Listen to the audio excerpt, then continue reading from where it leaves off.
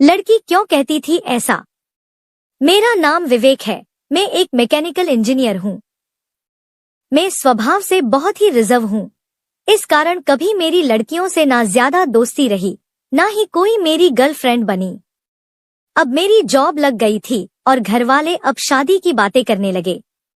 घर पर कई तस्वीरें और बायोडाटा आने लगे। उसमें से मुझे विनीता देखते ही पसंद आ गई। बायोडाटा से पता चल रहा था कि वो अच्छी पढ़ी लिखी थी। मैंने अपने घरवालों से कहा कि मुझे लड़की पसंद है। हम लोग विनीता के घर उसे और उसके परिवार को देखने गए। फिर जब विनीता चाय लेकर आई तो वो मुझे उसकी तस्वीर से भी ज्यादा सुंदर लगी। खुले बाल और हल्के नीले रंग की साड़ी में वो बहुत ही सुंदर लग रही थी। फिर घरवालों ने हमें एक कमरे में बातें करने भेजा। कमरे में वो चुप थी। उसके चेहरे पर इतनी रुचि नहीं थी। मेरा दिल धड़क रहा था। मुझे लगा कि उसे मैं पसंद नहीं हूँ। फिर मैंने ही बात शुरू करते हुए कहा कि आप क्या करती है? उसने मेरी तरफ घूर कर देखा और कहा कि आपने बायोडाटा देखा नहीं तो मंगाया क्यों था? उसकी बात सुनकर मुझे लगा कि वो मुझमें कोई इंटरेस्ट नहीं दिखा रही है। फिर मैंने उसे डायरेक्टली पूछ लिया कि आपको मैं पसंद नहीं हूँ।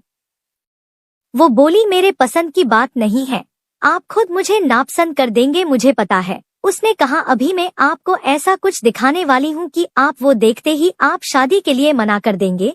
आपसे पहले 2 लड़के को दिखाया, उन्होंने भी देखते ही मना कर दिया। यह कहकर उसने अपने खुले बाल जो पीछे थे उनको आगे किया। इतने में ही कमरे के बाहर से आवाज आ गई और उसकी माँ कमरे में आ गई। शायद उन्हें भी पता था कि वो हर लड़के साथ ऐसी ही बातें करती है और कुछ बताती है।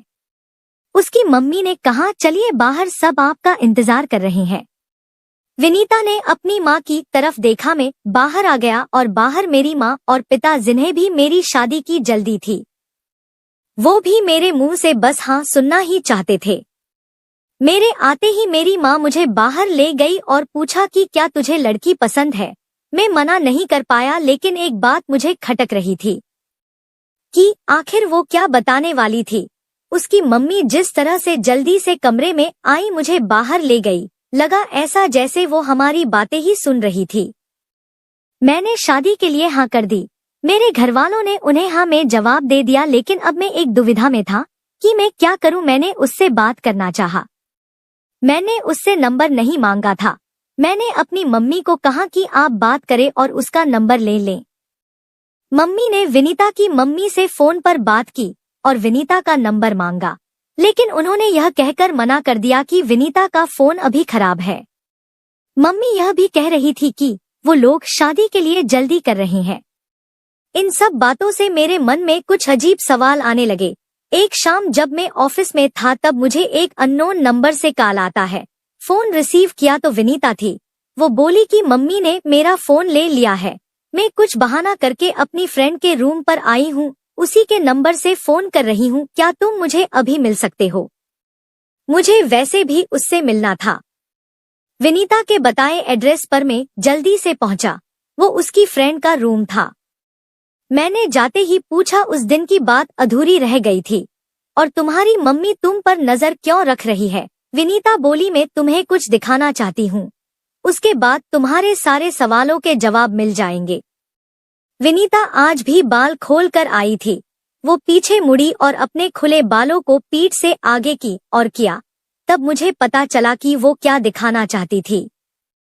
उसकी गर्दन पर एक सुरेश नाम का टैटू था। विनीता बोली कि मैं एक लड़के से प्यार करती थी और हम दोनों शादी भी करना चाहते थे। मैंने उसी के नाम का टैटू करवाया था। यह बात मैंने अपने घरवालों को भी बताई थी और वो तैयार भी हो गए थे, लेकिन सुरेश ने मुझे चीट किया और वो मेरे अलावा भी किसी और को डेट कर रहा था और वो लड़की पैसे वाली थी, इसलिए उसने मुझे छोड़ दिया। तब से मुझे शादी और लड़कों से एक नफरत से हो गई थी। उस लड़के को मैंने बहुत प्यार किया, लेकिन उसने मुझे धोखा दिया। तुमसे पहले भी 2 लड़कों को मैंने टैटू दिखाया और उन्होंने सच जानकर शादी के लिए मना कर दिया। मम्मी इसलिए मुझ पर नजर रख रही है कि मैं तुम्हें भी कहीं सच ना बता दूं, लेकिन मैं लड़कों की तरह नहीं हूँ। मैं नई जिंदगी की शुरुआत सच के साथ करना चाहती हूँ। मैं सुनकर सोच में पड़ गया कि जिसको प्यार मिलता है उसे प्यार की कद्र नहीं होती। आखिर इतनी प्यार करने वाली लड़की को कैसे कोई धोखा दे सकता है। मैंने कहा कि मुझे तुम्हारे पोस्ट से कोई मतलब नहीं है, लेकिन मैं चाहता हूँ कि मुझे भी तुम उतना ही प्यार करो जितना उस लड़के को करती थी। विनीता को यह उम्मीद नहीं थी। उसे लगा था मैं भी उससे शादी के लिए मना कर दूंगा। मेरी बात सुनकर उसने इतने दिनों के दबाए आंसू बहने लगे। मेरी शादी विनीता से हो गई और मैं अपने आप को बहुत खुशकिस्मत मानता हूँ कि मुझे विनीता जैसी सच्ची और प्यार करने वाली लाइफ पार्टनर मिली है।